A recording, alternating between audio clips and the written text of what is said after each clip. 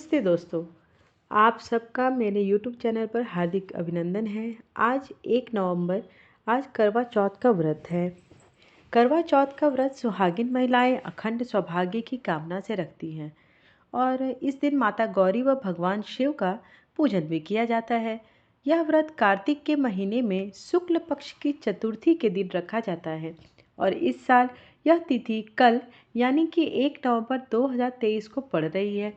यानी 1 नवंबर को करवा चौथ का व्रत रखा जाएगा। कहते हैं कि सुहागिन महिलाएं यह व्रत पति की लंबी उम्र और अच्छे स्वास्थ्य की कामना के लिए रखती हैं। कुछ जगहों पर करवा चौथ का व्रत कुंवारी कन्याएं अच्छे वर के लिए भी रखती हैं। हालांकि सुहागिनों और कुंवारी कन्याओं के लिए पूजा की विधि बिल्कुल अलग है। सुहागिन महिलाएं करवा चौथ की पूजा में सामग्री का विशेष ध्यान रखें, क्योंकि इस दिन पूजा की थाली बहुत ही महत्वपूर्ण मानी जाती है। आइए जानते हैं कि करवा चौथ के दिन पूजा की थाली में कौन सी चीज़ें शामिल अवश्य करें। करवा चौथ का व्रत सुहागिन महिलाएं रखती है और इस दिन वह 16 श्रृंगार कर तैयार होती है। इसलिए करवा चौथ के व्रत में 16 श्रृंगार का भी विशेष महत्व माना गया है। पूजा की थाली में माता पार्वती को अर्पित करने के लिए श्रृंगार का सामान जरूर रखें। इसके बाद यह सामान घर में किसी सुहागिन महिला को दिया जाता है। मिट्टी का करवा भी लिए जाते हैं जिनकी पूजन की जाती है और उसे चौकी पर रखकर तिलक किया जाता है।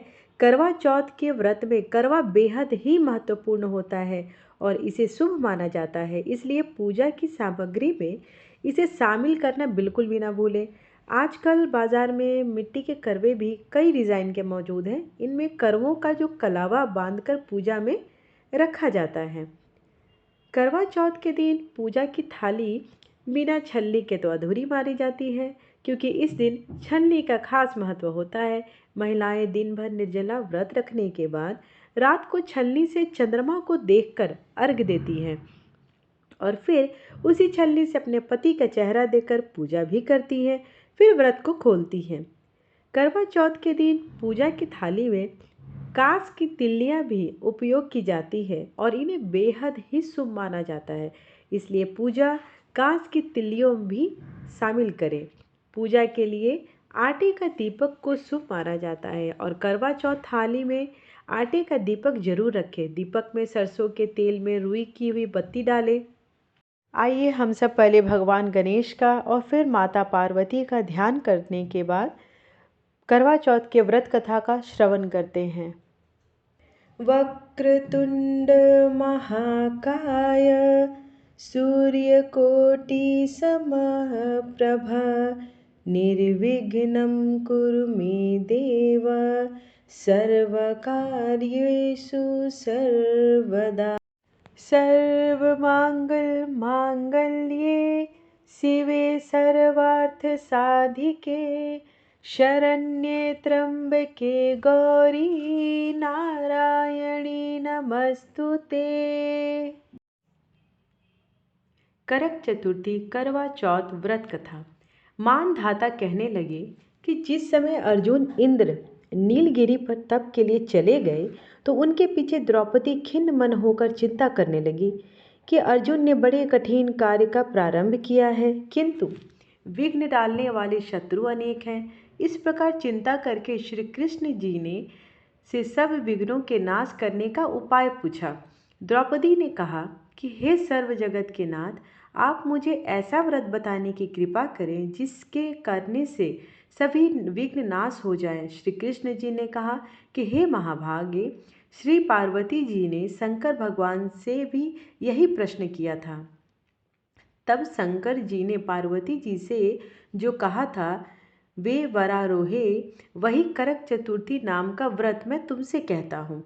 तुम ध्यान पूर्वक सुनो, जो सब प्रकार के विघ्नों का नाश करने वाला है। श्री पार्वती जी ने कहा कि भगवान, यह करक चतुर्थी का व्रत किस प्रकार से करना है और इसका विधान क्या है और पहले भी उस व्रत को किसने किया है, ये सब जानने की मेरी इच्छा है।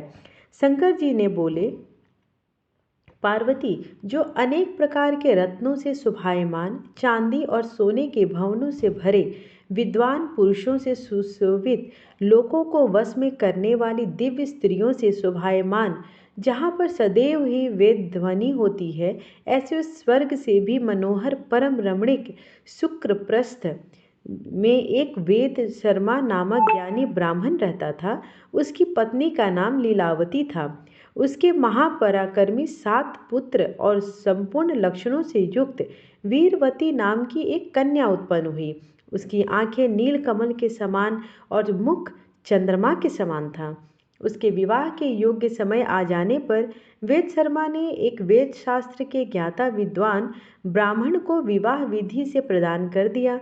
इसके तत्पश्चात वीरवती ने अपने भाइयों की स्त्री समेत गौरी का व्रत किया। फिर कार्तिक कृष्ण चतुर्थी के दिन व्रतोपवास कर सायंकाल में स्नान कर सबों ने भक्ति भाव से वट वृक्ष का चित्र लगाकर उसके नीचे शंकर जी, गणेश जी और स्वामी कार्तिकेय के साथ माता पार्वती के चित्र को बनाया और ओम नमः शिवाय इस मंत्र से धूप, दीप, गंध, पुष्प और अक्षदादि से गौरी का पूजन किया।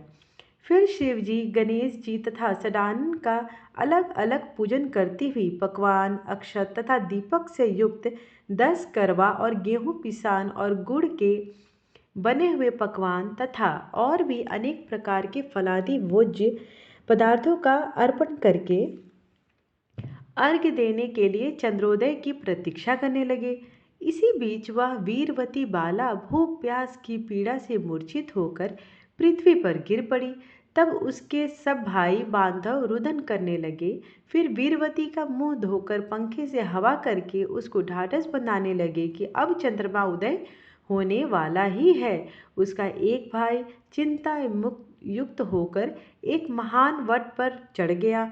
बहन के प्रेम से दुखी उसके भाई ने जलती हुई लुहारी लेकर चंद्रमा के उदय होने पर का बहाना कर दिखाया। उसने चंद्रमा का उदय जानकर दुख का त्याग करके विधि विधान से अर्घ्य कर भोजन कर लिया। इस प्रकार व्रत के दूषित हो जाने के कारण उसका पति मर गया।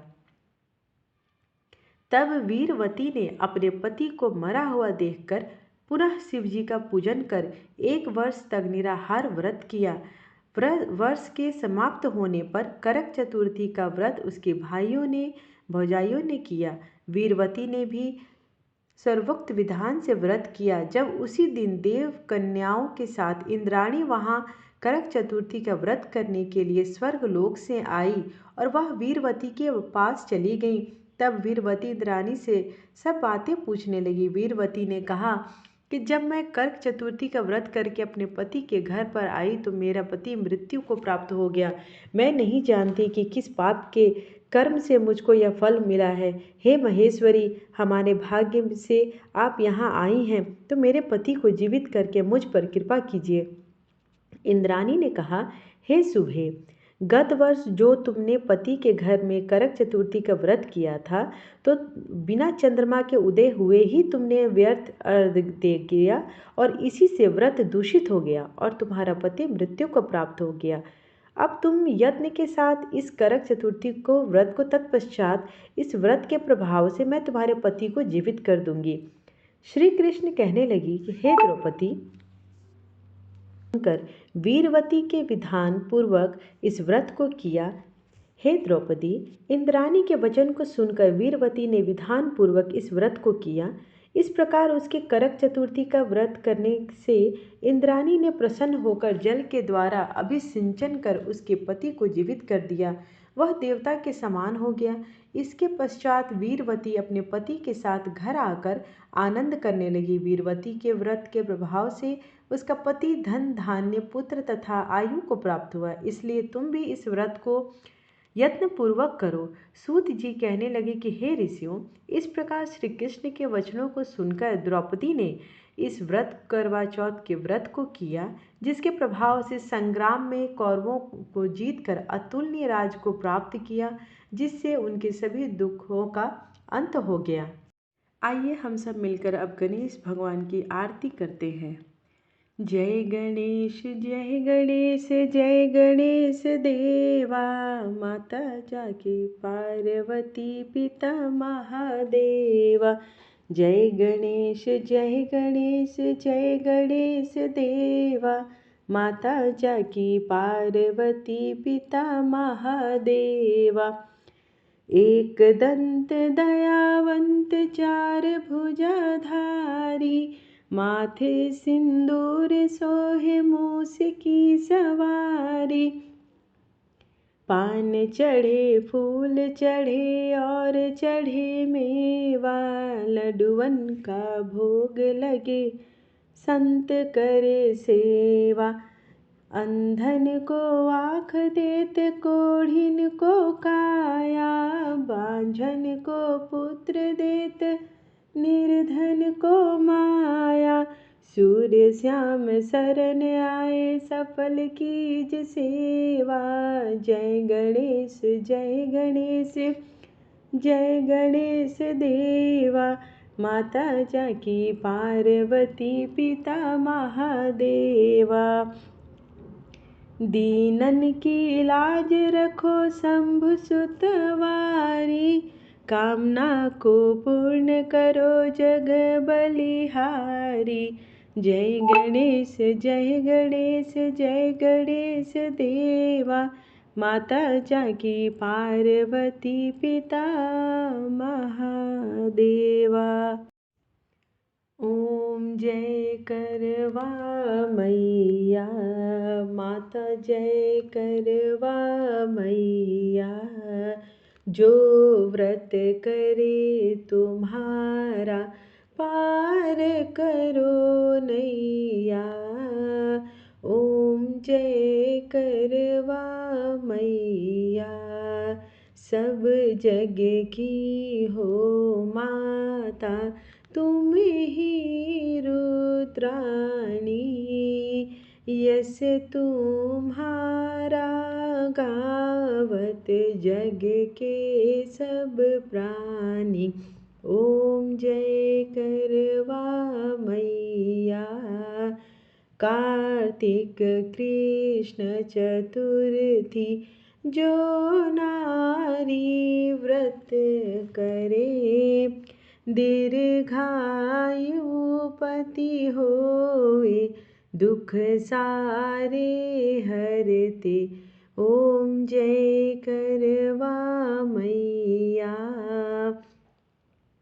होए सुहागन नारी सुख संपत्ति पावे। गणपति जी बड़े दयालु विघ्न सभी नाशी। ओम जय करवा मैया। करवा मैया की आरती जो कोई नर गावे। व्रत हो जाता पूरन सब विधि सुख पावे। ओम जय करवा मैया।